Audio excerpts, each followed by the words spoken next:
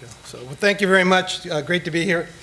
Always fun to be back in California. I lived here for most of my adult life and graduated from elementary, middle, and high school and college here. And as I was cleaning out some files the other day, I noticed, came across my standard life teaching credential in California that was issued to me in 1974. That was the last year they gave out life credentials. So I'm still qualified to teach. If you have any openings, let me know. I'll be glad to take a look. This presentation is going to go a little bit quickly. I'm going to do kind of an overview of the challenges and opportunities of a systems approach to accountability. So I'm going to give kind of context, history a little bit, and background. Linda's going to pick up then, I think, with something much more specific about a proposal and about kind of where we're going in the future immediately around accountability. So I'm going to go kind of fast. If you're one of the people who likes to have the presentation in front of you, I have already put it on my website, which is edimagine.com, as it's spelled just as it would appear. And it's located in the library section. You can download it while I'm going through this if you want. I don't intend to go through every word on every slide, so I'm just going to try to hit the high points here for you. When we think about accountability in U.S. schools, we should keep in mind that the U.S. system is one that's always been based around local governance of schools. And sometimes we forget that. With all of the activity that states have been engaged in and the federal government, particularly the last 15 years, we sometimes lose sight of the fact that the system was designed around local governance from the very beginning, and it still has an incredibly strong current of local decision-making and local involvement, particularly through local school boards. That accountability at the state level is a relatively recent development. In the 1970s, we didn't really see much before the 1970s. In the 1970s, we saw the first kinds of accountabilities systems really start to focus more on kind of getting people involved in being aware of what schools were doing, but they didn't have a lot of stakes. The 1980s was the first decade where we really started to see state testing have an effect. And now I'm talking broadly. I'm going to come to California more specifically in a moment. But the initial rise of standards as a frame of reference for testing occurred in the 90s, and we started to see then performance levels, comparisons of schools, state report cards, and all of that, school report cards, was really a function of the 90s. And then in the 2000s, we really saw the rise of the federal role, which had begun to increase in the 1990s, but then really kind of came to fruition in No Child Left Behind. We also saw states trying a lot of different techniques for accountability during the 90s. Very activist period of time for trying new accountability systems. So 1990 to the present has been kind of the era of state accountability systems. So that's a relatively short period of time. I mean, it's still 25 years, but it's a period where a lot has been being learned.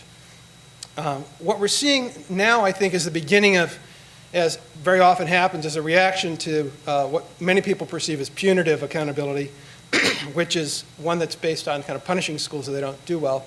And you certainly probably have heard the call for less testing, or we're being over-tested, or we're losing our local control. Those types of themes now are in the ascendancy, and particularly at the federal level, but increasingly also at the state level, is a return back toward what can be done at the local level. But increasingly now I think people think in terms as a partnership, not as an either or with the state, so that the local and the state would work together, not at separate or in sort of diametrically opposed directions. Any system like this has a theory of action underneath it. Any policy system is going to be driven by some set of assumptions about why it should work, right? I mean, if you don't have a set of assumptions about why it should work, why should you do it? The current system, the rationale for the current system was really developed in the early 1990s, and if you look at Marshall Smith and Jennifer O'Day's work in the early 90s about systems of standards and assessment, you can trace it all the way back to that. But the idea is, if you could define the set of outcomes that you wanted, and then if you could learn how to test for those outcomes, you wouldn't have to get into the business of messing with people's practice. You wouldn't have to tell them what to do because you told them where you wanted to end up. You told them what you were going to do to judge if they got there. Now it's up to them to figure out how to get there. The key assumption in that theory is that people at the local level have the capacity to do what it is you want them to do, and they have the will to do what it is you ask them to do. And if either of those aren't true, then your theory is going to be flawed. It also, another sort of a side effect of the theory is it's limited in terms of what you can test and what you can expect of schools, because it has to be, you have to pick things that can be measured with the technologies you have currently for measurement. And so therefore, it works in some areas, it works less well in other areas. So what that's led to is limiting accountability to reading and math tests largely, although we see other measures such as attendance and high school graduation used. But the technology for testing reading and math is highly developed. We've been working on it for 100 years. Companies put a lot of money into it over time. We have psychometricians who know how to measure these kinds of things. So, and they're important foundational skills. But they're largely means to ends. They're not ends in and of themselves. So we are left with a paucity of information about a wide set of outcomes and activities that are going on in schools that influence not only how well students do, but also reflect the goals that local communities have and some of the broader goals that the state has as well. We don't get at these broader, deeper educational outcomes, and at the top of that list I put college and career readiness. It's an area I've studied a lot. But I also increasingly think it's important to think about what we call metacognitive learning skills. Many people call them non-cognitive, which I always think is a little weird because they involve more thinking than, in many instances, than it does to learn content knowledge. But a lot of these other dimensions which are more strongly associated with success in college and success in the workplace, we're not able to measure those, for example. And what we, I think, increasingly know to be important, which is students not only need a body of content knowledge, they need to be adaptable learners throughout their lives. I mean, it's hard to argue in a state like California that today's young people are being equipped with every bit of knowledge and information they need for the next 50 years. It's just a hard argument to make that nothing is going to change in your economy, in the society here, and that no one's going to have to learn anything beyond high school here. They're going to have to be lifelong learners. So some of the problems with the more punitive approach is that you get compliance. You don't get ownership. And you don't really get systemic improvement, because once you say you've got to get X number of points to meet your requirements, then people focus on getting X number of points. And they figure out sort of the most efficient way to get those points. And you will get improvement in those points, but the question is, have you achieved your larger goal of improving the educational system? So districts have not had the capacity to really engage in systemic outliers that do, but for the most part, what districts attempt to do is comply with state policy. So you get a very compliance-driven culture, and a compliance-driven culture tends to squeeze out innovation. It tends to squeeze out originality, and it doesn't accommodate a wider range of goals and activities. What's even more challenging is when the schools get mixed messages from the system.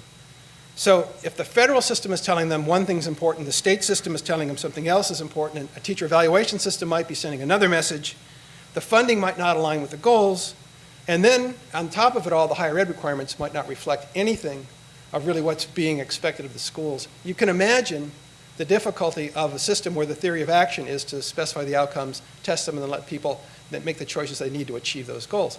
When they're getting mixed messages, that type of a system isn't going to work as well at all.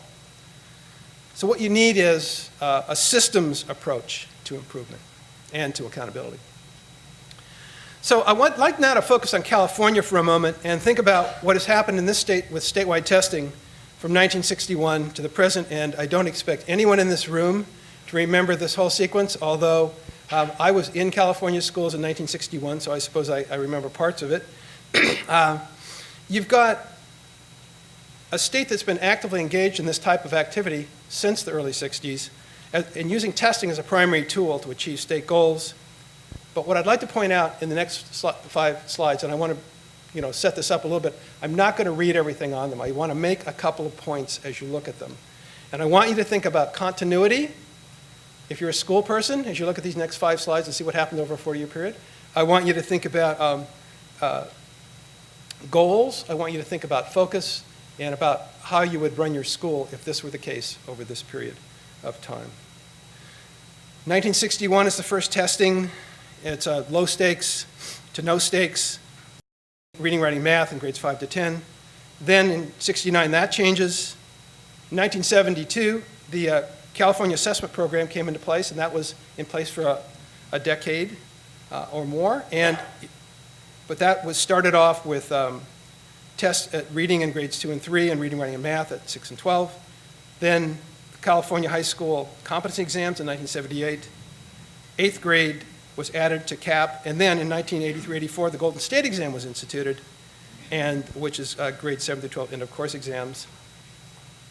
In 1985-86, history, social science tests added to CAP. 87, CAP writing tests added. Algebra, geometry added to GSE. 1990, U.S. history, economics added to GSE. CAP tests were given as a full program for the last time, so they lasted 12 years. 1991, California Learning Assessment System. Anybody remember class, by the way, just out of curiosity? Okay, why do people always laugh when I say, do you remember class? I've always get that reaction. I think it was a traumatic event for people, or one certainly they remember.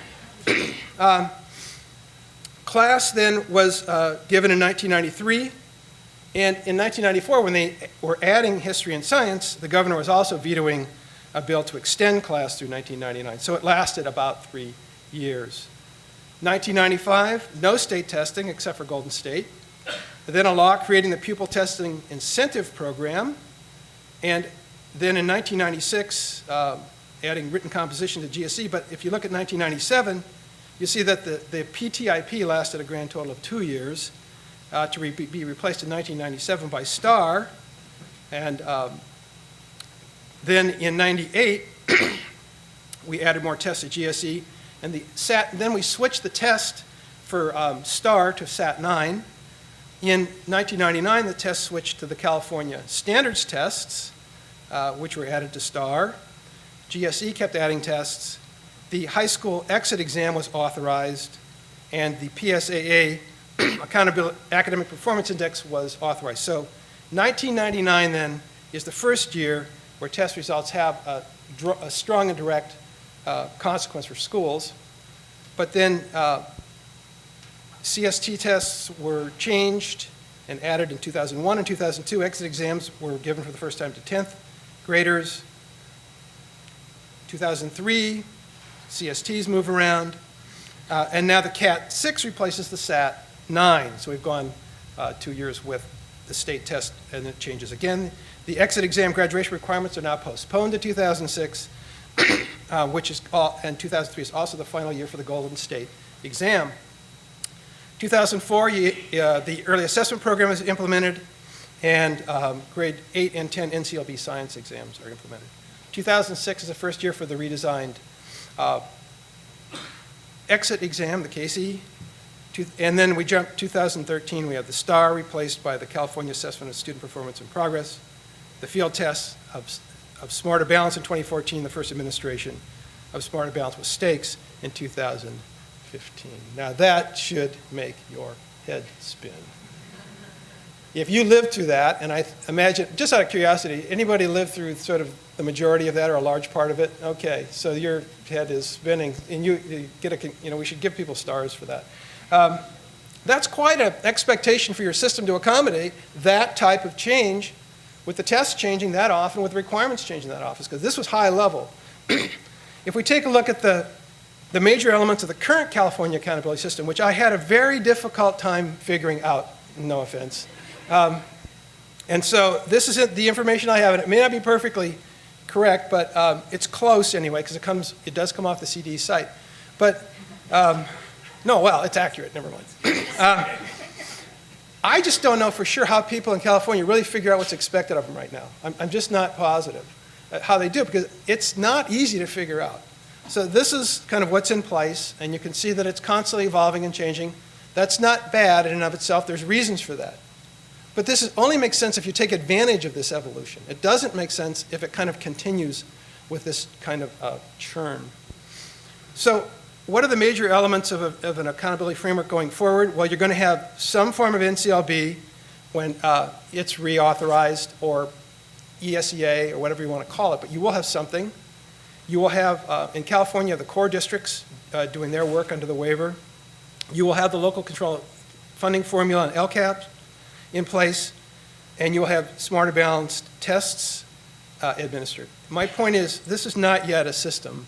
It may be a framework for a system, but it's not really yet a system. So let me now shift and talk for a moment about more of a systems approach, and some of the things I think of as being part of a systems approach. Most systems, you think about input, process, and outcomes. And so for the purposes of education, inputs would be the conditions under which education takes place. Processes are the educational processes that occur around learning. And outcomes would be the results of the teaching learning process. So let me just give you an example of how this works. If we take the LCAP required indicators and we then chart them against input, process, and outcome, what you see is that you have a range. Now this, to my way of thinking, is a good thing. Because now you do have the potential to gather some information about various aspects of your system, not just the outcomes. Remember, the previous theory of action was just outcome driven. This allows you to take a look at processes and inputs, which are important. No private sector organization would ever adopt an improvement process without looking at the processes that were occurring to achieve the outcomes, as well as the outcomes that were being achieved. So most organizations, when they're trying to improve, have to take a look at the inputs, the context within which it's occurring, the processes that are being used to achieve the outcomes, and then the outcomes that are being achieved.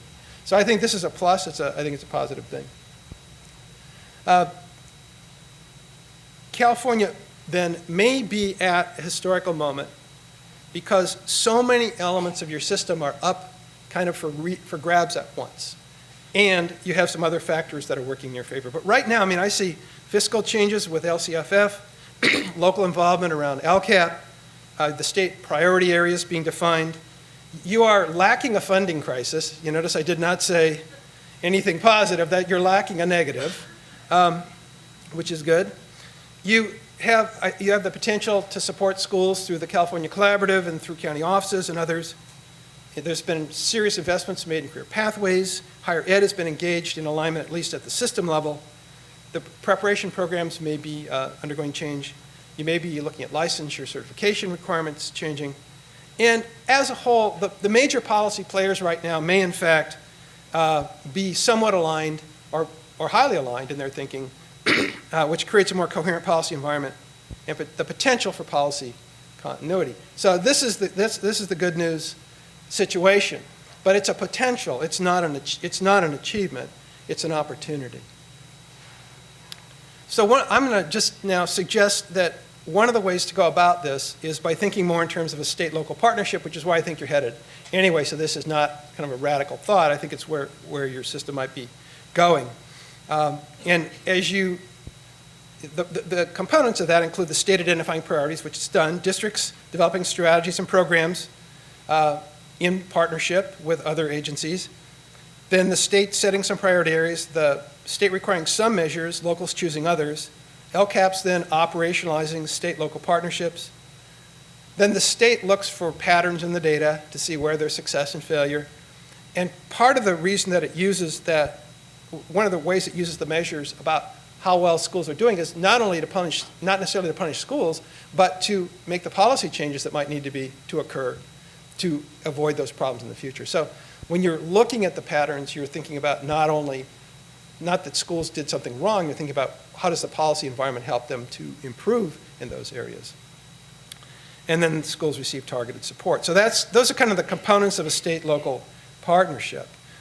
At the heart of this, though, I think is the notion of multiple measures, that an accountability system has to capture information across a range of areas. Your system seems set up potentially to do that.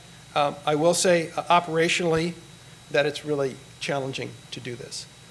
But just we're going to leave the operational stuff aside for a moment here and just say that a state-local partnership would have some state measures, kind of a spine perhaps of state measures that were there to ensure equity and other purposes, and local measures that are aligned with state priorities, reflect local programs and priorities, because you have 1,000 school districts that by design are embedded in their communities. I mean, that's why you have them. They are supposed to in some way reflect the local communities. So being able to capture that as part of your system, I think, is incredibly important. So the measures that you can use here in a multiple measure system don't all have to meet the same technical levels. And I think this is a kind of a difficult point for a lot of people to kind of wrap their heads around. But one of the things that we've been learning is that test scores tell you what students know and don't know, but they do not tell you why. They don't tell you why the students failed to learn. I mean, if the student was not motivated, if the student was confused, if the student didn't have a goal to learn that type of material or an interest in learning it. There's a lot of information you can find out about from lower stakes measures that you can triangulate with a higher stakes measure for insight. And you don't have to hold all measures to the same standard. And I think this has been one of the sticking points around multiple measures, is that how do we make them all meet the same standard, which is high stakes. And I think if you can move away from that, you can think about a broader kind of portfolio of measures that you would use. Some measures you may have that are available locally and that would not be state level measures. This is another, has been a problem, I think, is the idea that if a measure can't be collected at every single school, then it shouldn't be done. But what you want to be able to do is tie at least some of your measures pretty closely to schools' immediate goals in the programs. So for an example of multiple measures, I worked in my organization that I was CEO of for until a couple months ago, EPIC, put together a report for the PSAA Advisory Committee on potential measures of college and career readiness, which is, of course, one of the elements in the LCAP in the 8 state priorities. What happened was, not surprisingly, no one indicator emerged as perfect for all California schools and all California school children. That you would not want to have one measure because it would warp the programs in schools if you picked one thing that all California schools had to do for all of its students. So the one that we settled on as a recommendation to the advisory committee was course-taking behaviors and patterns as a set of measures that could create the capability at the local level for sustained systemic improvement, but that would also be adaptable. But keep in mind that we were operating under a legal framework that said that, that the advisory committee was supposed to pick one measure. We had 5 others that we looked at: admissions exams, advanced coursework, innovative measures, and career preparedness assessments. And we could have probably included 3 or 4 more. So the actual range of potential measures is greater than just the one we recommended. So you could imagine a situation where districts would have a wider choice and would not have to pick one, all pick the same measure and career readiness. So the accountability, the idea of an accountability profile then starts to emerge, where this is a purely hypothetical example of where state and local level priorities and indicators could be combined. So rather than getting a numeric rating for the schools, you would get a profile of strengths and weaknesses. So this is much more descriptive than it is judgmental. I think the realtors will hate this, which may be a problem, but other than that, it does start to identify. You can also aggregate all of these up to a state level and see where the trends are. But in this example, for example, the state level indicators include reading, math, attendance, graduation rate, and then college application rate. The local indicators include college and career preparedness, community involvement, and student interest explorations that would increase their aspirations, make them want to do better. And you notice you have a performance score and then a trend score, or a trend line, I guess is a better way to think of it. So you could be meeting or approaching or exceeding, but over time, what has this meant? Are you static? Are you improving? Or are you declining? So in this example, state level indicator number 5, your college application rate, you've exceeded the state standard, but if you notice, your trend score is static. So that may mean that you've just gone as high as you can go, or it could mean that you could be doing more to improve it. It's hard to say. These are the kind of things that have to be interpreted then in some meaningful fashion, like in a report to the community or elsewhere. But it's a kind of information that can empower local decision making, but also enable the state to see the trends that exist. Reading and mathematics are not ignored, but they're considered to be part of a larger problem. And if you take LCAP indicator number 3, student interests, are the students engaged? Increasingly, I think people understand that student engagement is hugely important as a component of achievement.